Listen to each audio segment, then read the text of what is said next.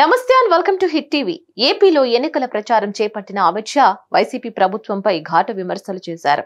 ఏపీలో గూండాగిరి, land mafia పెరిగిందని ఆరోపించారు.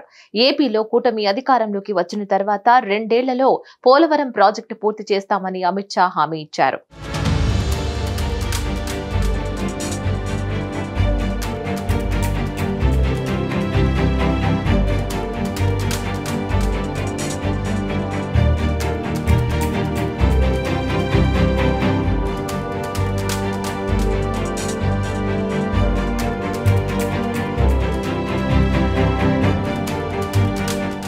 ఏపీ ఎన్నికల్లో కూటమి అధికారంలోకి వస్తుందని కేంద్ర హోంశాఖ మంత్రి అమిత్ షా ధీమా వ్యక్తం చేశారు.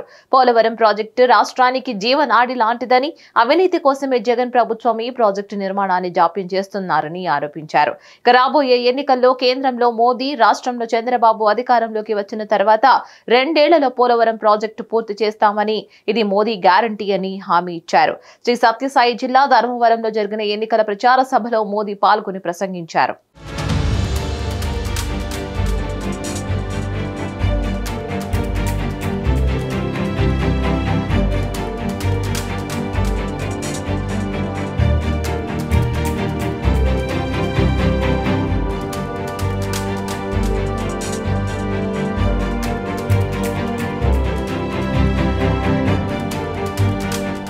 రాష్ట్రంలో గూండాగిరి, ల్యాండ్ మాఫియా, అవినీతిని అంతం చేయడానికి, అమరావతిని మళ్లీ ఏపీ రాజధాని చేయడానికి, మత మార్పిడులకు వ్యతిరేకంగా తిరుపతి బాలాజీ పవిత్రతను కాపాడడానికే, తెలుగు భాషను పరిరక్షించడానికే తాము తెలుగుదేశం, జనసేన పార్టీలతో కలిసి పొత్తులు పెట్టుకుని కూటమిగా పోటీ చేస్తున్నామని వివరించారు. జగన్ ప్రభుత్వం తెలుగు భాషను అణగదొక్కడానికి కంకణం కట్టుకున్నారని, అందుకే ప్రాథమిక స్థాయిలో ఇంగ్లీష్ భాషను ప్రవేశపెట్టారని, కానీ ఎట్టి పరిస్థితుల్లోనూ తెలుగు భాషను అంతం కానీయబో అని స్పష్టం చేశారు.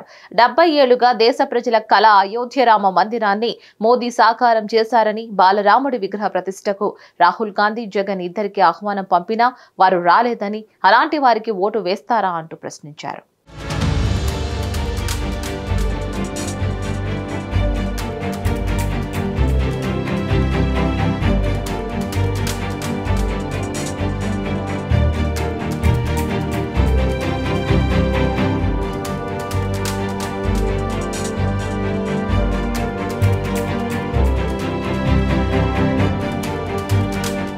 చంద్రబాబు ఉమ్మడి ఆంధ్రప్రదేశ్ ముఖ్యమంత్రిగా ఎంతో అభివృద్ధి చేశారని, ఏపీ విభజన తర్వాత కూడా అభివృద్ధికి పునాదులు వేశారని, కానీ సీఎం జగన్ అభివృద్ధిని విస్మరించారని, పెట్టుబడులు ఆగిపోయాయని, అవినీతి, నిరుద్యోగం విపరీతంగా పెరిగిపోయాయని వివరించారు.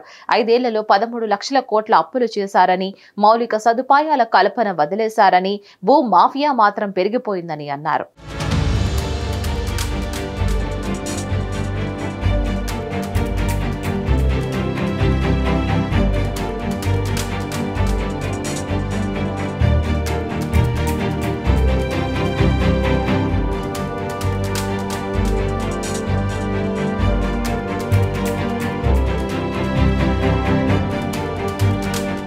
మద్య నిషేధం చేస్తామని గత ఎన్నికల్లో హామీ ఇచ్చి అమలు చేయలేదని, పైగా మద్యం సిండికేట్ నడిపిస్తున్నారని ఆరోపించారు. ఆరోగ్యశ్రీని ఆర్భాటంగా మొదలుపెట్టినా నిధులు విడుదల చేయడం లేదని, ఆసుపత్రుల్లో చికిత్స చేయడం లేదని అన్నారు. జగన్ రాయలసీమ ప్రాజెక్టులని నిర్లక్ష్యం చేశారని, తమ కూటమి అధికారంలోకి రాగానే పోలవరంతో పాటు హంద్రీ నీవా, వెలిగొండ ప్రాజెక్టులు కూడా పూర్తి చేస్తామని భరోసా ఇచ్చారు.